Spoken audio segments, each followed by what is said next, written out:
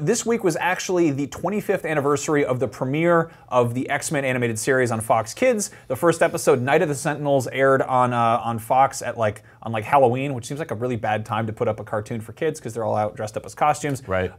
This was, you grew up with this, right? Oh God, I love this show. This was the original X-Men cartoon. This is, I knew it was like cool when I was a kid. I hadn't seen anything like it, but I also was like, I hadn't been around, I was like 6 or something. Mm-hmm. It's kind of incredible to look back at it. The Hollywood Reporter put up this amazing article where they tracked down all of the cast and producers and crew, and they kind of interviewed them and just got their different sides of the story of how this came together. I had no idea this show was as much of a train wreck to get made as it was. Basically, there was this one producer at Fox Kids who had piloted a show called what is it? It's called The Pride of the X-Men, it's floating around out there. It's really weird because I always thought this was the very first X-Men cartoon, but there was another one which was made in the late 80s, and it had totally different X-Men designs. They were all based on kind of the earlier character designs, not like the 90s Jim Lee stuff.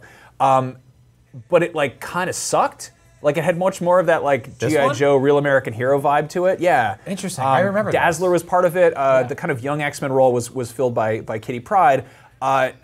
My favorite thing, though, is for no reason discernibly, Wolverine has an Australian accent. Oh. I don't really know how they were just like, that works, that makes sense. Sure. It's like, dude, he's like, the whole Canadian thing is a big part of that. I did like the fact that, there's the guy's credits from YouTube. I did like the fact that Dazzler and Nightcrawler were in there. They were some of my favorite characters.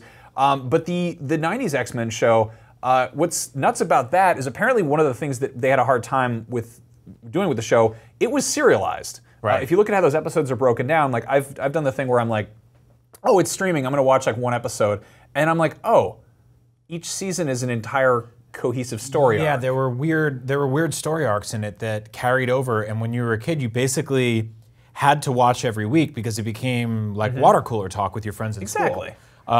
Like the whole Jean Grey Cyclops relationship. Dude, had ups and downs like an actual relationship, or so I thought. I was young, I hadn't had an actual relationship then. But like you had to actually tune in every week to sort of keep along, and if you didn't, you'd come to school and you'd have to cover your ears and be like, spoilers, which we didn't have to do with like Rescue Rangers. No. You know? What's really nuts is, That's sick, man. I love that. Tutti Frutti, my favorite.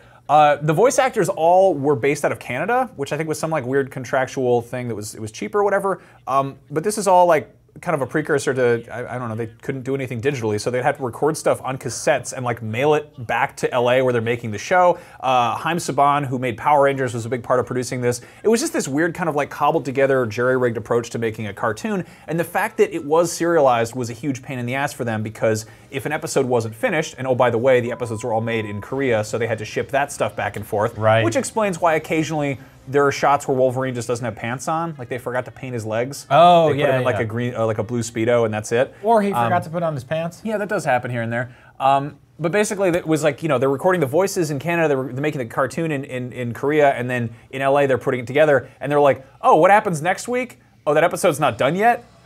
Ooh, so they pretty much had to have every season really on track before they were doing stuff. Wow. And that's like, thinking back, I hadn't seen a cartoon that was like that. Occasionally things would have like, like 2-parter episodes or 3-parters, but you didn't really get these ongoing kind of like long serial arcs like you see in something like an anime. Sure. What's interesting too is that this also helped kind of establish, it established the X-Men as a brand entirely, but it also helped establish like Fox Kids. They'd had Batman the Animated Series, which was their weeknight show. And that show wasn't as serialized, so they could kind of jump around with episodes. Yeah, they did occasional 2-parters on that show, but nothing like that. Every Saturday it was X-Men. Yeah. And it's kind of nuts. Also, like Marvel wasn't doing so hot when this came out. Like this was kind of a shot in the dark for them. The last success they'd had up before this was the '80s Incredible Hulk cartoon or live action show. So like this kind of like weird roll of the dice that Fox Kids took established X-Men as a brand, helped elevate like Marvel, and it got a ton of kids like interested in comics. A lot of what I knew going into X-Men, just introduced the characters and the kind of universe and the lore, was from the cartoon because it does a really, really good job of actually adapting some of the comic arcs. I think so specifically the reason there were so many butts in seats for the Bryan Singer movies was because we grew up with this sort of this kind of soft resurgence of X-Men.